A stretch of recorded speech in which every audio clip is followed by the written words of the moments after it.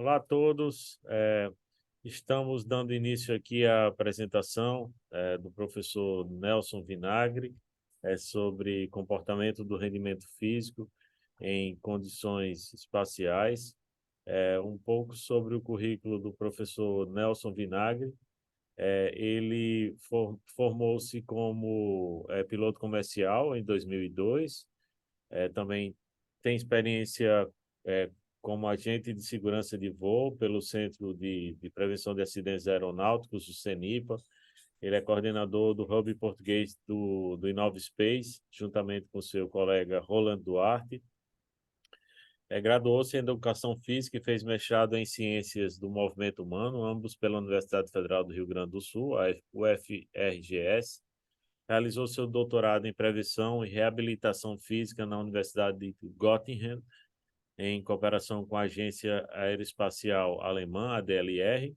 Coordenou projetos de avaliação de pacientes, reintegração do trabalho do Departamento de Medicina do Esporte na Universidade de Göttingen. Também membro do Núcleo de Pesquisa Espacial em Ambientes Extremos da Universidade Federal de Ciências da Saúde de Porto Alegre.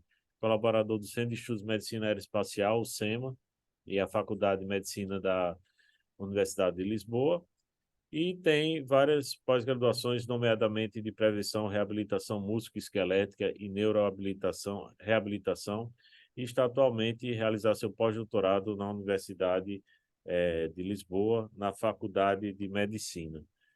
Professor Nelson, muito obrigado por ter aceito o convite de participar da quarta edição do Space Habitat Event, de poder estar colaborando conosco aí. E está engrandecendo o nosso evento. Seja bem-vindo e pode iniciar a sua exposição aí, em português. Obrigado. Ótimo, exatamente. Peço desculpas aí pela audiência e pelos colegas que têm apresentado em inglês, mas por alguns motivos, entre os quais já foram mencionados em outras ocasiões, eu vou seguir aqui a minha apresentação em português. É um prazer estar de novo com o professor Rezende. Temos estado em contato já fazem 2 anos, do meio da própria pandemia até os dias de hoje, e só tende a crescer, porque temos muitas afinidades, é um privilégio. Também só tenho a agradecer a doutora Thais, que desde 20, quase 30 anos vem seguindo os passos dela. Quando estava terminando o meu curso de Educação Física na URGS, na UFRGS, de Porto Alegre, e tinha intenção de iniciar o mestrado, e ela era, vamos dizer assim, a coordenadora do laboratório de microgravidade, e me abriu as portas para que eu me candidatasse ao mestrado, que acabou tomando outros caminhos, também não veio o caso de entrar em maiores detalhes aqui. Mas é um privilégio estar aqui, é um prazer estar aqui, e eu espero trazer algumas informações interessantes para vocês, de uma forma geral, né? E que, enfim, de uma forma relativamente descontraída, eu possa estar, enfim, agregando aí aos conhecimentos de vocês, se não estiver agregando, que eu esteja motivando aqueles que estão iniciando, como é o caso do Xavier, que apresentou agora mesmo uma temática muito interessante e que tudo tem a ver. Aliás, a medicina aeroespacial tem muito a ver com todas as áreas do conhecimento. Isso é uma coisa que nos aproxima e que também, a mim em particular, me deixa muito contente, né? Bom, aí um resumo do que o professor acabou de apresentar, não vamos entrar em detalhe.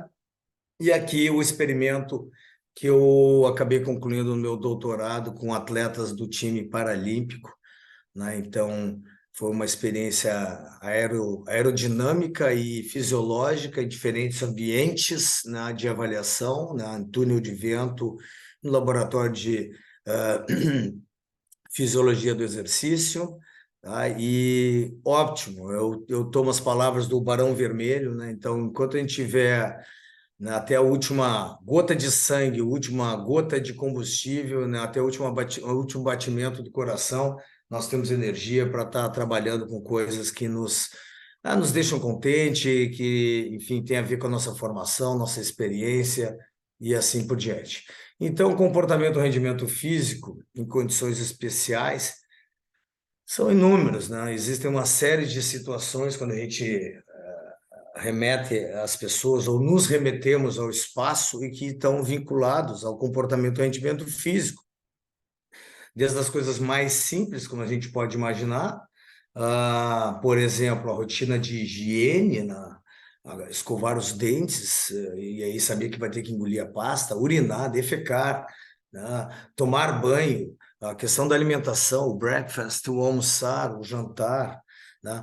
A falta de solo, né? Então, lack of floor routine, a falta de estar apoiado no solo, no chão, para realizar as atividades que nós estamos acostumados desde que nascemos, né? Porque na vida intrauterina não era assim, era um pouquinho mais parecido com a vida espacial, né?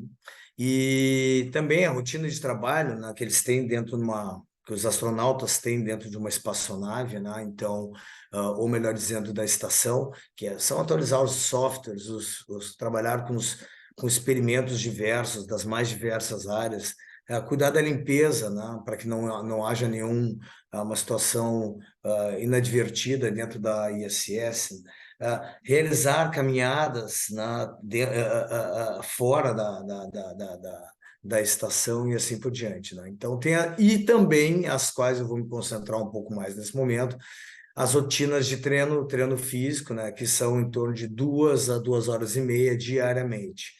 E para completar, obviamente, que ninguém é de ferro, a rotina do sono. Deixa eu voltar aqui uma lâmina onde eu acabei invertendo a sequência de exposição, mas está tudo bem. Então, a questão da fisiologia do exercício, a gente pode pensar que a ISS é o maior laboratório de fisiologia do exercício do planeta, né? Porque existem muitas situações que podem ser avaliadas e podem ser repensadas, né? E justamente porque mexem com várias reações fisiológicas, físicas e tudo mais. Então, de uma forma geral, vamos pensar na capacidade cardiovascular, na capacidade músculo-esquelética, na muscular e óssea, a regulação da pressão arterial, que tem a ver também com a capacidade cardiovascular, e nas funções vestibulares e sensório-motoras, né? Claro que existem muito mais outras situações, mas a gente precisa de muito mais tempo para estar explorando todas elas. Então, efeitos fisiológicos do voo espacial, né? A severidade das perdas vai variar em cada tripulante em função de longa e curta duração ao tempo que eles estiverem expostos à missão, e são compatíveis com a carga, visto em indivíduos terrestres destreinados. Então, já se pressupõe que um astronauta tem que estar muito bem treinado, né? Eles acima da média de treinamento das pessoas dos seus pares, da mesma idade, numa mesma condição, tá? Mas vai haver uma alteração nessas diversas capacidades, né? Desde a capacidade metabólica, a força muscular, a potência, a resistência, capacidade de estamina, o equilíbrio, a agilidade, a coordenação, a tolerância ortostática, a própria percepção, a função neurovestibular e a flexibilidade. Então, como é que isso vai se dar? A gente vai ver no passo a passo, à medida que nós formos vendo também, inicialmente, e compreendendo assim, o comportamento e rendimento físico em diferentes situações, como mencionados anteriormente. Então, uma situação é a questão da altitude, né? Então, um voo espacial, ele nos remete para fora do campo gravitacional, né? Mas mesmo para que isso aconteça, outros experimentos foram realizados. Esse é um experimento muito, muito interessante, realizado pelo Felix Baumgartner, provavelmente vocês devem se lembrar dessa situação, em que ele subiu numa cápsula através de um voo dirigido por um balão, né? E depois desse momento ele fez um salto, né? Atingindo, por exemplo, uma velocidade superior à velocidade do som, né? Vocês podem imaginar o que é romper a barreira do som com o próprio corpo, sem que houvesse algum aparato, digo, uma espaçonave, uma aeronave, para minimizar os efeitos fisiológicos gerados por isso, fossem antes, durante ou depois. Então, vocês podem imaginar também o quanto deve ter sido criteriosa a preparação dessa pessoa, né, do Baumgartner, para fazer essa missão. E mesmo depois de 5 anos de preparação, nos mais diversos pontos, inclusive do traje que ele utilizou para realizar essa missão, enquanto ele estava se posicionando fora da cabine ou na margem da cabine, né, para poder se projetar, para poder saltar, né? Ele disse: quando se está no topo do mundo, não se pensa em recordes, tudo que pensava é que queria voltar vivo para casa.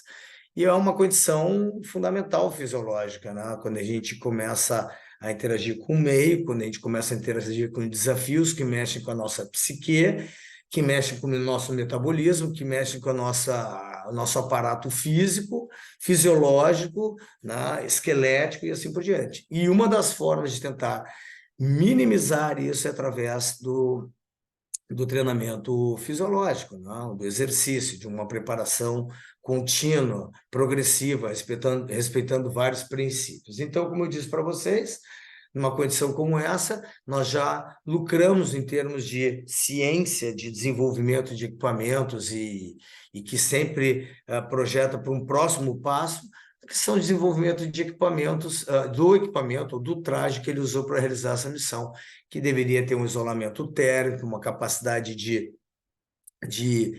minimizar as condições de pressão, também a resistência ao próprio atrito com o deslocamento do corpo durante essa queda, durante esse voo em queda livre e assim por diante. Então, vejam só que os avanços tecnológicos, muitas vezes as pessoas ficam questionando por que lidar com questões espaciais, por que lidar com questões que custam realmente muito dinheiro, se nós não temos exatamente uma função para aquilo que vai ser desenvolvido no espaço aqui na Terra. Um redondo engano, né? Na verdade, nós temos aplicação para inúmeras coisas que são feitas no espaço, quase todas elas aqui na Terra, desde um exercício mais simples que seja, até o desenvolvimento de equipamentos, assim como vice-versa. Eu já vou dizer para vocês por quê. Então, trazendo um outro análogo, aí, uma outra situação de comportamento físico e agora sob pressão, desenvolvimento, né, dos análogos de treinamento para as missões espaciais, em que a NASA, a Agência Norte-Americana Espacial, com um grande avanço já nessa área do conhecimento, se deu conta de que a questão aquática ou subaquática seria um ótimo análogo, seria um ótimo ambiente para simular uma série de coisas que se passam no espaço. Então, como nós já estamos vendo ali, é óbvio que os trajes são muitas vezes fundamentais no mundo subaquático, o que não impede no mergulho livre nós não usarmos trajes, mas uma condição de simulação para um voo espacial, eles são fundamentais, até porque se buscam mergulhos mais profundos, onde a temperatura é completamente outra, o próprio aparato de lastro para que sejam realizadas simulações, sejam de permanência nos mares ou nas profundidades, fazer uma combinação meio redundante, mais profundas ou maiores profundidades aqui, a se dizer, assim como por treinamento também do neutral buoyancy, né, que é uma situação em que o corpo fica equilibrado num determinado ponto da coluna da água, indiferente da profundidade. É óbvio que nós precisamos de uma certa profundidade mínima, básica, para que se distingua do ambiente aéreo para as profundezas do mar, né? Então, esse projeto NEMO é um projeto muito interessante e que existe toda uma vertente médica em função dos experimentos que se tem nas profundezas, inclusive em confinamento, em certas estações subaquáticas, né? Então, outros pontos que são destacados aqui, o treinamento para o astronauta, a questão da liderança, do estresse, da interação psicossocial desses ambientes de isolamento, a dinâmica de grupo, como é que vai lidar com certas situações de estresse que acabam acontecendo em ambientes, vamos chamar de hostis ou especiais, e no caso que a gente está avaliando com mais profundidade espacial. Condições operacionais sobre procedimentos de voos espaciais, que são feitos em termos de comparação, então, do delay, que acontece em situações de comunicação e que são muito maiores, são muito mais longos em termos de situações espaciais, o que pode ser fatal. Recentemente, a gente viu a questão do resgate de um subaquático, né, que teve um fim trágico, e que a questão da comunicação seria fundamental e que, em função de algum delay e depois da perda da comunicação acabou tendo um fim trágico, né? E as questões relacionadas às pesquisas científicas e tudo mais. Bom, trazendo agora para um outro ambiente, né, e para a questão do movimento a ser realizado na microgravidade, a gente tem vários exemplos, né, em que a gente pode perceber que o movimento dentro da ISS, por exemplo, ele se assemelha a movimentos realizados na ginástica ou no nado sincronizado, na natação ou no atletismo e assim por diante, mas, na verdade, nada disso é, de fato, com um movimento resistivo, né? Isso tudo é só um movimento como se fosse uma marionete, um movimento literalmente um movimento e não o exercício. O que já requer das pessoas que estão envolvidas nessas missões muita habilidade, porque também é exigido um grau de coordenação motora, física, para que a pessoa compreenda como é que se deve se deslocar, se movimentar dentro desse novo ambiente, pouco vivido, pouco ou difícil, inclusive, de ser simulado. Então, pegando de novo assim um apanhado de situações de alterações que acontecem no nosso organismo, né, que o espaço acaba gerando, nós temos o que o Xavier também mencionou anteriormente, a questão do motion sickness, né, gerado pelo space, né? Nós temos a redistribuição dos fluidos no corpo, ou seja, tendo uma tendência, isso já não é novidade para todos vocês que estão assistindo, né? Mas, enfim, fazendo só apenas uma passagem onde o deslocamento dos fluidos se concentra na direção da parte superior do corpo, na cabeça e no tronco, né? Então, o aumento do equilíbrio de cálcio, né? O aumento do risco de pedras renais, a redução da força muscular, né? A disfunção neurovestibular, a questão da redução da eficiência cardiovascular, da redução do plasma sanguíneo, e outras coisas que também podem estar vinculados e, obviamente, em função do próprio ambiente ou da exposição ao ambiente, com um aumento das doses de radiação e, por fim, obviamente, fazendo uma conexão com a questão da perda muscular, a perda da densidade óssea, né? Então, no sistema circulatório, usando ou analisando um pouco mais separadamente, né, a alteração do fluxo hemodinâmico, que a gente já fez uma ligeira menção aqui, né, havendo alterações do rendimento cardíaco, inclusive no próprio formato do coração, né? Então, se a gente pegar uma outra imagem aqui, a gente sabe que antes do voo também é uma imagem consagrada, né? No pré-flight, a gente tem essa condição desse gradiente da pressão arterial, onde o maior valor se encontra ao nível dos pés, o valor médio na altura do tronco e o valor mínimo na altura da cabeça, o que na microgravidade acaba se equalizando, né? Tendo uma certa igualdade entre os valores da pressão no organismo, né? Então, através da bed rest, né, a gente pode simular situações para que em terra cada vez mais se compreendam os efeitos fisiológicos e também possam se criar dinâmicas de preparação para aquilo que os astronautas e no futuro muito próximo turistas espaciais possam se preparar de uma forma mais adequada para enfrentar esse ambiente desconhecido para o ser terrestre, vamos chamar assim, né? Que é totalmente adequado. Então, nesse esquema muito interessante, né, de uma forma geral, a gente tem assim justamente a questão da retroalimentação, numa condição que seria o ideal, onde o exercício e o aumento do tônus muscular alimenta a reestruturação do tecido ósseo e vice-versa, fazendo com que o corpo tenha essa condição da sua estrutura saudável, né, do ponto de vista motor, músculo esquelético, o que passa a não acontecer ou passa a ser rompido no espaço, ou no ambiente de hipogravidade, né, ou de microgravidade. Então, isso é um detalhe muito importante que muitas vezes as pessoas acabam não compreendendo, Por que na Terra é muito importante, com o avanço da idade, nós termos que fazer muitos exercícios, não só para ficar forte, bonito e esteticamente aceitável na sociedade, mas sim pela saúde do nosso aparato músculo-esquelético, tá? O que acaba acontecendo de forma extremamente mais rápida no ambiente espacial. Então, isso vai gerar algumas coisas também já conhecidas por vocês, que no trabalho o consumo de oxigênio vai haver uma redução em pouco espaço de tempo, ou seja, em 15 dias existe a probabilidade de uma redução de 25% do consumo de oxigênio em termos da capacidade de cada um, obviamente respeitando a questão da individualidade biológica de cada pessoa submetida a esse novo ambiente.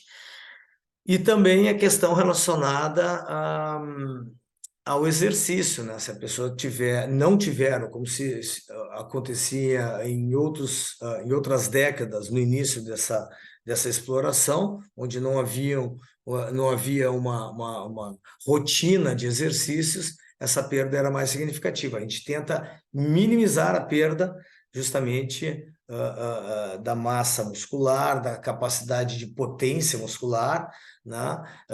Submetendo os astronautas ou as pessoas que lá estiverem, né? Através de uma rotina de exercícios, né?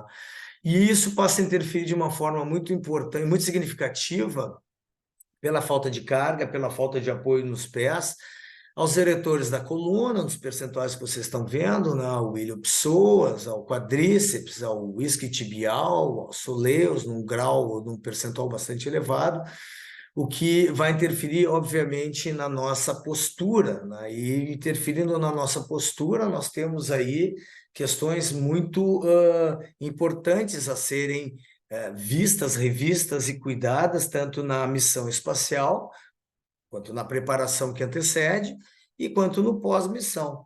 Então, aí nós temos exemplo de uma imagem, né, de posturas assumidas por tripulantes de missões espaciais norte-americanas. Então, isso é um material retirado da própria dos manuais da NASA, enquanto um estudo realizado, inclusive, pela doutora Russomano, mostrando e apontando a questão da perda das curvaturas da coluna, que são fundamentais para suportar a estrutura de carga no ambiente terrestre. Vocês imaginam o que pode acontecer quando uma pessoa retornar, como exposto na figura bem à direita, a coluna vertebral assumindo uma postura de C, né?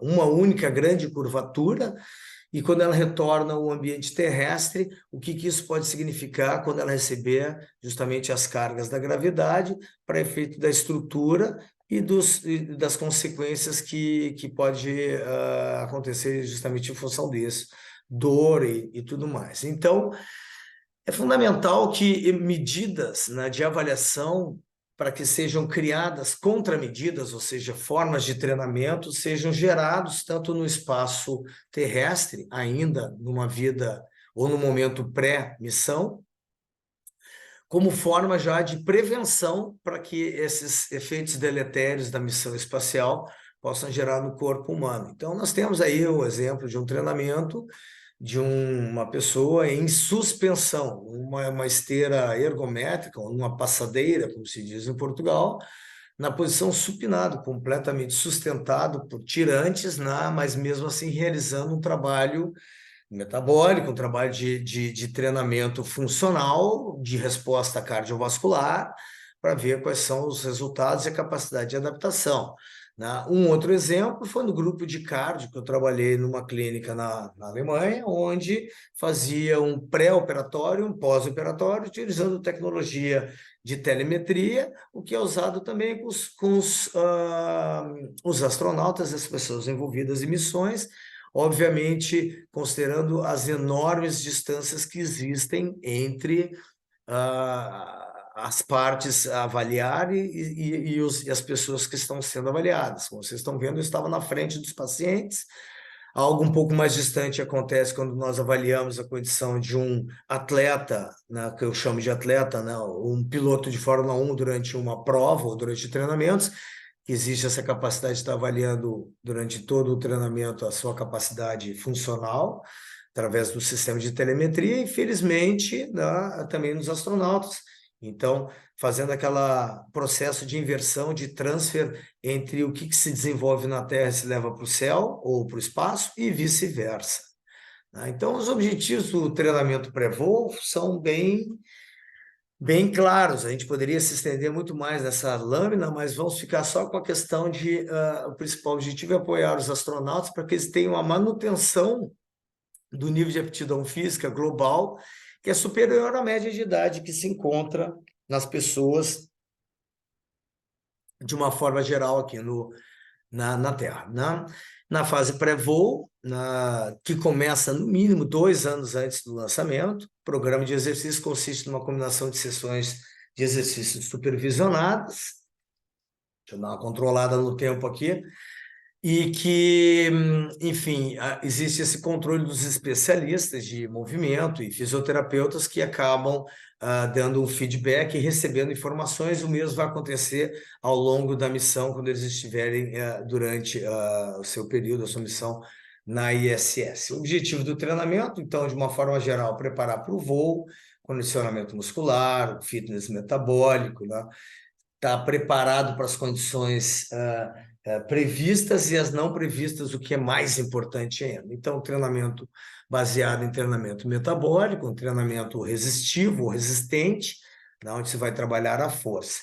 Vejo que também treinamentos simulados também podem ser utilizados, onde, por exemplo, esse equipamento que nós estamos trabalhando na Universidade de Lisboa, na Faculdade de Medicina, nos permite, através de ar comprimido, reduzir o peso da pessoa que está sendo avaliada nessa esteira, e que permite reduzir o peso dela até 20% do seu peso normal, se assemelhando a uma atmosfera da Lua, né? Se nós trouxermos aí para uma carga um pouco menor, vamos ter condição de simular as condições encontradas em Marte, por exemplo, que é um dos objetivos do ser humano, inclusive quando se pensa em termos de missão, dessa preparação física ser extenuante e contínua durante toda a missão, porque a missão até Marte gera ou leva muito tempo, né? E para esse tempo todo de transição, o astronauta deve ter o mínimo de condição para chegar lá em condições de fazer alguma coisa, senão vai chegar lá sem condições. Então, é um dos fatores limitantes ainda a serem pensados, é esse. Então, temos aí exercícios realizados a nível de pré-missão, diariamente, então, desde que sejam treinamentos resistivos, que proporcionam a estabilidade do core, desempenho de habilidades gerais, trabalho com velocidade, com agilidade, trabalho com a explosão, com saltos e com a coordenação óculo-manual, o que também, em parte, não nessa mesma intensidade, nem nessa mesma intensidade, vão ser realizados depois de uma missão espacial. Então, temos aí exercício também, com peso, concentrando no core, concentrando nos membros inferiores, os quais vão perder a função. Mas o fundamental é que a gente respeite os princípios de intensidade, de duração, de sobrecarga e outros princípios fundamentais de treinamento. O protocolo durante o voo. Aí já começamos a pensar o que é realizado, feito em termos de atividade na própria missão, na própria ISS, em que temos aí uma relação entre o tempo e os equipamentos, em que devem ser realizados treinos de 6 a 7 dias, ou seja, diariamente, entre 2 e 2 horas e meia, né? E que a divisão pode estar dentro desse nível, onde 60% são voltados para os exercícios cardiovasculares, e 90 minutos, não por cento, desculpa, os exercícios de força, né? Então, nós vamos ver em seguida, né, os 3 equipamentos que estão a bordo da ISS, que são responsáveis pela manutenção da saúde física dos astronautas, que estão incumbidos de realizar tarefas no espaço para voltar até a Terra um menor nível de perdas da massa muscular e assim por diante, das suas capacidades motoras e cognitivas, tá? Então, vamos lá. O primeiro já está ali mesmo, é a própria esteira, né, que tem uma característica bastante diferenciada. Essa imagem está com uma resolução muito baixa, mas dá para perceber que existe um tirante, né?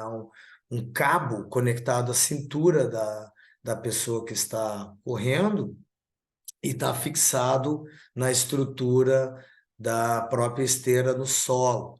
Isso permite que ela tenha, né, justamente a capacidade de estar gerando o movimento sobre a esteira, porque senão não seria possível realizar esse tipo de movimento.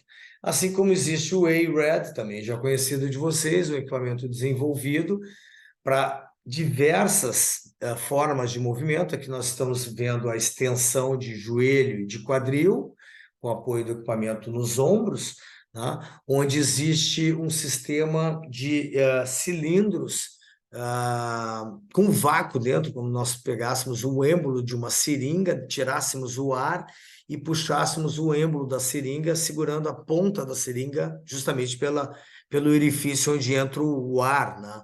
Então, isso gera uma resistência e, através dessa resistência, eles são capazes de realizar exercícios resistivos. Esse é só um exemplo. A gente poderia configurar o equipamento para uma outra posição e realizar, por exemplo, o trabalho dos gêmeos, né, gastrocnêmios, né, uma vez que fizesse apenas a extensão de tornozelo. Ok. Outro equipamento conhecido também é justamente o SEVES, né, que tem uma função muito semelhante a um ciclo ergômetro, assim o é, né, para realizar um trabalho cardiovascular. Ele é fixado nos sistemas de frames junto à própria ISS, e aí a pessoa faz o set do equipamento em função das suas medidas corporais para realizar o seu treinamento. Lembrando que o setup dos equipamentos também faz parte do tempo utilizado pelos mesmos, né, durante o treinamento, e no final também a higienização. Afinal, são várias pessoas dentro da ISS a usarem o mesmo equipamento para poder realizar enfim, o seu treinamento físico, o condicionamento para a sua manutenção de saúde. Mas mesmo assim nós temos resultados que não são tão desejáveis, né, que se apontam depois ou surgem depois da missão, né, que são enfim, os resultados encontrados no nosso sistema metabólico ou fisiológico, e que nós temos que, passo a passo, reabilitar as pessoas para uma vida terrestre. Então, o sintoma frequente dado ao conjunto de adaptação do sistema cardiovascular é a hipovolemia, a diminuição da resistência vascular periférica, a diaforese, são náuseas, pré-síncopes e síncopes, podendo levar de dias a meses para ter uma recuperação das pessoas envolvidas nas missões. As questões relacionadas à postura, que eu mencionei anteriormente, né, podem causar disestesias, né, parestesias, né, podem causar modificações dos volumes dos órgãos dentro do tronco, da caixa da parte superior do corpo. Os músculos sofrem diminuição da massa, da força, da resistência. Efeito mais pronunciado dos músculos antigravitacionais, como a gente já havia mencionado, né? Então, são situações que acabam interferindo de forma significativa, gerando, inclusive, dor nas costas e problemas para as pessoas que retornam de uma atividade. Então, nós já temos um cenário terrestre que problemas nas costas e dores nas costas pelo trabalho numa mesa de estudos ou numa mesa de trabalho, como se diz na Alemanha, né, nos remete a horas a fio num processo de atrofia, né, da musculatura posterior de todo o corpo, costas, glúteos e membros inferiores, né, e da parte anterior também, e me referindo ainda à parte posterior, promovendo assim uma lassidão, um alongamento dessa parte do corpo, da parte posterior, ao que me referi anteriormente. Então, essa condição se assemelha muito à condição que é encontrada pelos astronautas no momento da sua missão, e ao retornar eles precisam recuperar essa condição, né? E isso só se dá através de uma prática muito conservativa de retorno às atividades físicas, tendo uma característica muito mais voltada para um trabalho de reabilitação, como se fosse um pós-operatório, como se fosse um pós-trauma que a pessoa sofreu, bem como situações também relacionadas ao desenvolvimento inicial de crianças, né? Se nós pararmos para pensar em situações de atividades físicas para crianças pequenas, né, no máximo até 5 anos de idade, né, voltadas para uma condição de coordenação motora, voltada para uma condição de mobilização corporal, de aprender a cair, de aprender a se equilibrar, são todos movimentos que são reaplicados ou direcionados aos astronautas numa fase inicial de reabilitação após as atividades espaciais, né? E assim também a gente pode ir num passo a passo, trazer de novo aquele equipamento que foi desenvolvido por uma simulação para realizarem treinos, né, passo a passo, onde a redução do peso corporal está presente e que a gente pode ir num passo a passo, numa progressão, estabelecer um treinamento sem que haja, né, dor ou que haja um alívio das dores encontradas especialmente na região das costas ou região lombar após uma missão espacial. Então, nessa condição, nós percebemos de que o transfer acontece nos dois sentidos, inclusive quando mencionarmos também, hoje se fala cada vez mais na prática de yoga, né? Em termos de atividades físicas para as pessoas envolvidas em missões espaciais. Por quê? Porque ela também trata das questões respiratórias básicas do movimento da respiração diafragmática, né?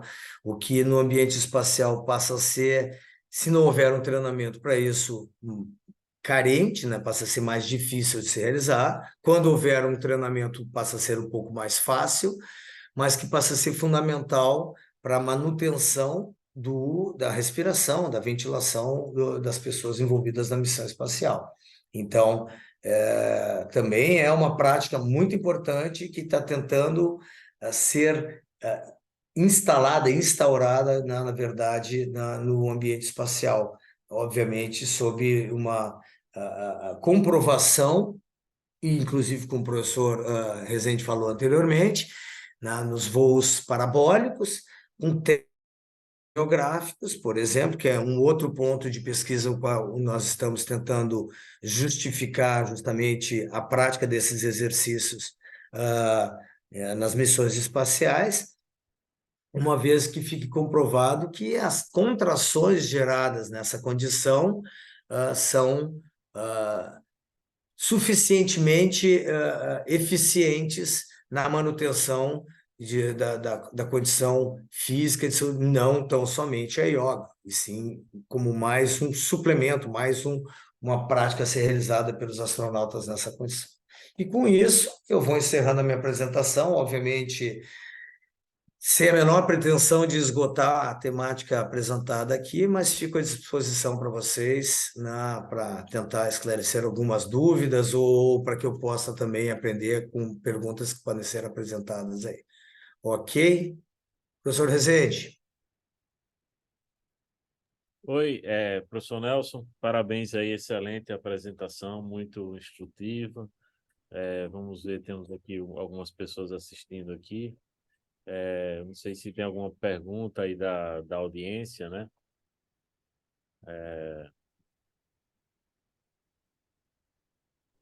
Eu tenho uma pergunta. Primeiro, eu queria parabenizar, né, pela apresentação.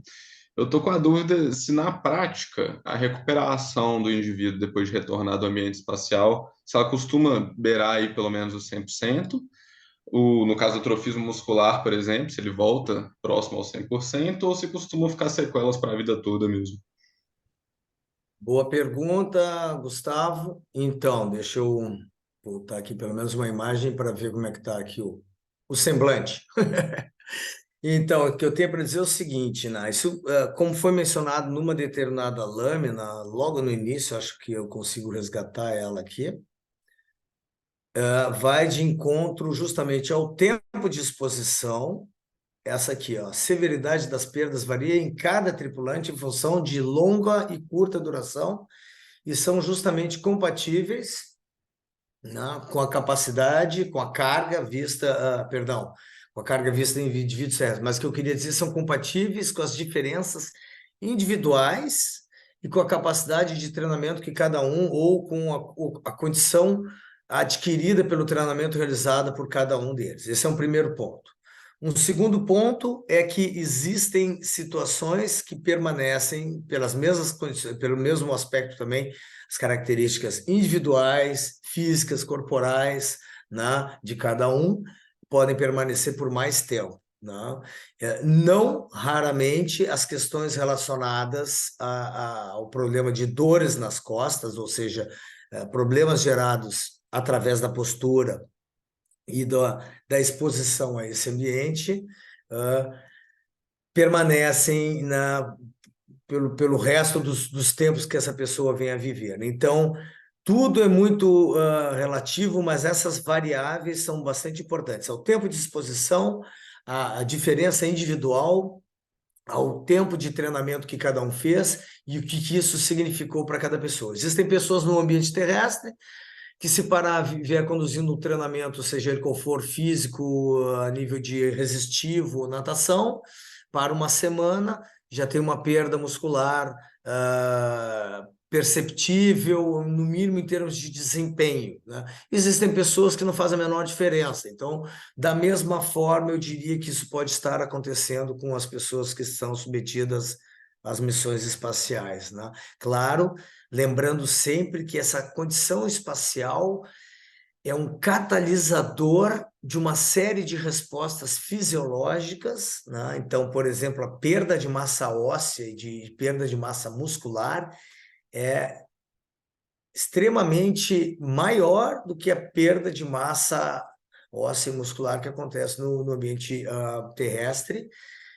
Mesmo que nós viemos a considerar as pessoas com idade a partir dos 30 anos que passam a ter uma perda considerável de massa muscular e que lutam para que essa perda de massa muscular não aconteça de forma tão rápida, né? Isso no ambiente espacial é muito maior. A gente viu ali um outro exemplo em que a perda da massa muscular pode se dar já na casa de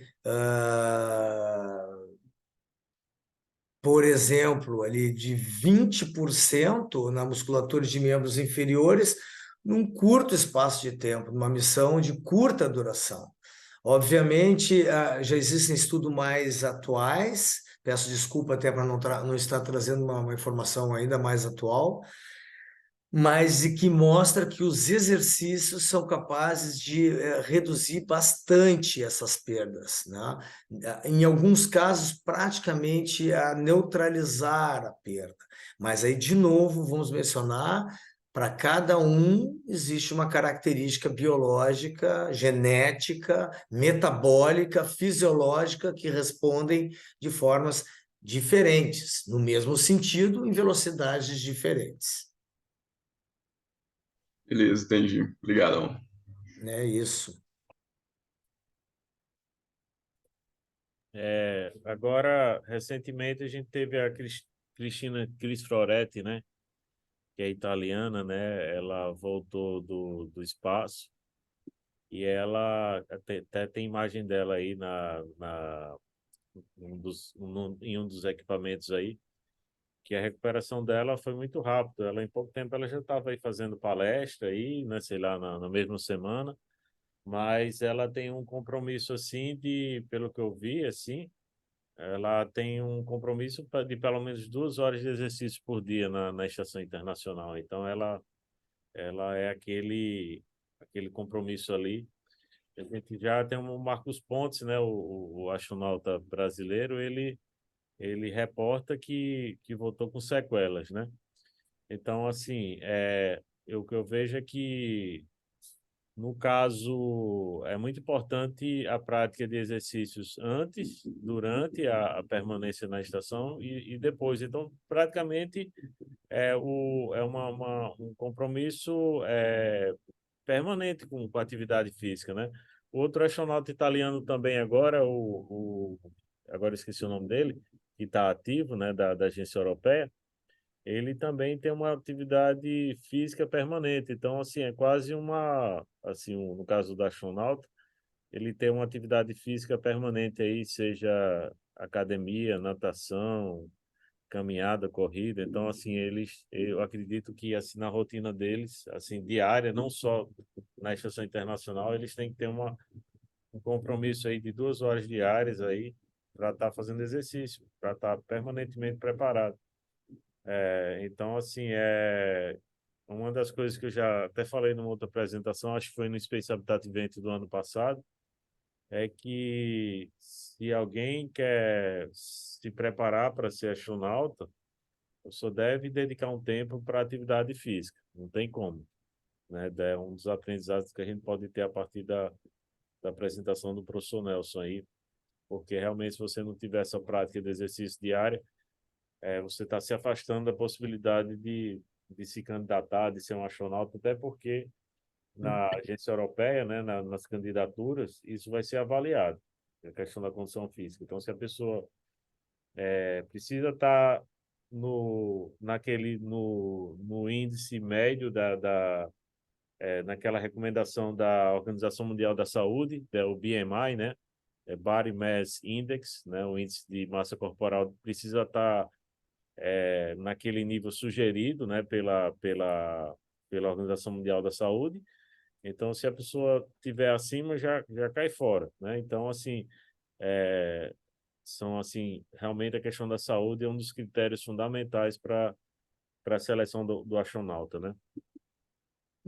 Isso aqui é como eu coloquei também, apoiar os astronautas na manutenção do nível médio, né? Perdão, no nível de aptidão física global superior à média da sua idade, né? Então, isso é o American College of Sports Medicine que determina ou que tem já um processo. Só para finalizar, até pedindo da minha parte, em princípio, continua aberta a perguntas, até se tiver alguma pergunta, já pode repassar, senão eu vou fazer um comentário aqui. Pode Tem mais fazer? alguma pergunta? Não. Então, vamos pegar um exemplo bem claro, assim, para vocês terem uma ideia dessa questão da diferença individual, que nós temos assim, ó, vamos pegar uma atleta conhecida brasileira, famosa, bem-sucedida, que se chama Fernanda Keller, médica, triatleta, participante do Ironman, por várias edições, sempre entre os 20 finalistas da prova que ocorre tradicionalmente no Havaí, hoje em dia já acontece em várias localidades, inclusive em Lisboa, Cascais, né? Ela é uma pessoa que, se nós parássemos para pensar, inclusive eu afirmava isso há uns 10 a 15 anos atrás, eu quero ver a Fernanda Keller daqui a uns 10 anos, o que vai acontecer com ela, porque ela disponibilizando, usando o aparato que ela tem, um estresse físico enorme, gigante, né? Durante prova após prova, ano após ano, ela provavelmente vai ter complicações físicas, articulares, musculares, significativas após uma carreira atlética ou triatlética profissional em algum momento da vida. Não se sabe, não se ouve, não se tem informação nos níveis que eu imaginei que pudesse acontecer. Por outro lado, se nós pegarmos uma outra atleta de um outro nível, mas com uma idade até parecida, com uma composição corporal semelhante até, mas de outra modalidade, que é a Madonna, popstar norte-americana, que tem uma performance no palco a nível de coreografia extremamente acrobática, além da dança, da força, da disposição, da resistência durante toda uma apresentação, está passando por um problema gravíssimo miográfico, muscular, né, e articular, que impossibilitam ela justamente de fazer as suas performances, as quais nós estamos acostumados a ver. Então, o que eu quero dizer com isso? Que a diferença individual biológica, né, é significativa, é determinante, porque não tem a menor dúvida que a Madonna deve ter tido os melhores fisioterapeutas, a melhor nutrição, o melhor treinamento, as melhores horas de treinamento para suas coreografias, e, no entanto, hoje apresenta problemas gravíssimos. E, da mesma forma, a Fernanda Keller, que teve as mesmas condições, que não apresenta problemas gravíssimos, apesar de ter uma modalidade extremamente extenuante. Então, eu acho que com isso fica assim, transferido lá para o espaço e vice-versa, a gente sabia assim que as diferenças individuais, biológicas, são determinantes e que, claro, o protocolo, na verdade, a rotina de treinamento de toda a preparação antes da missão é determinante, inclusive para ser escolhido, como disse o professor Rezende, durante toda a missão no espaço é determinante para que se tenha um menor número, ou se tenha a menor perda possível, e no pós-missão seja feito de um processo lento, gradual e contínuo. Isso não tem a menor dúvida, inclusive que isso sirva de lição para todos nós. Uma das formas do processo não é de retardamento do processo de envelhecimento, mas da melhor qualidade de vida no processo de envelhecimento é através da prática de movimentos, exercícios e atividades físicas. Excelente. A gente está chegando aqui no final também, né? Tem o horário também do professor Nelson também, tem um outro compromisso também já agora em seguida. Então a gente vai encerrando aqui a gravação. Muito obrigado por sua participação. Todo meu. Então a gente vai ficar registrado aí, compartilhado no YouTube aí para consultas futuras. E aí eu vou encerrando a gravação agora aqui, só um momentinho.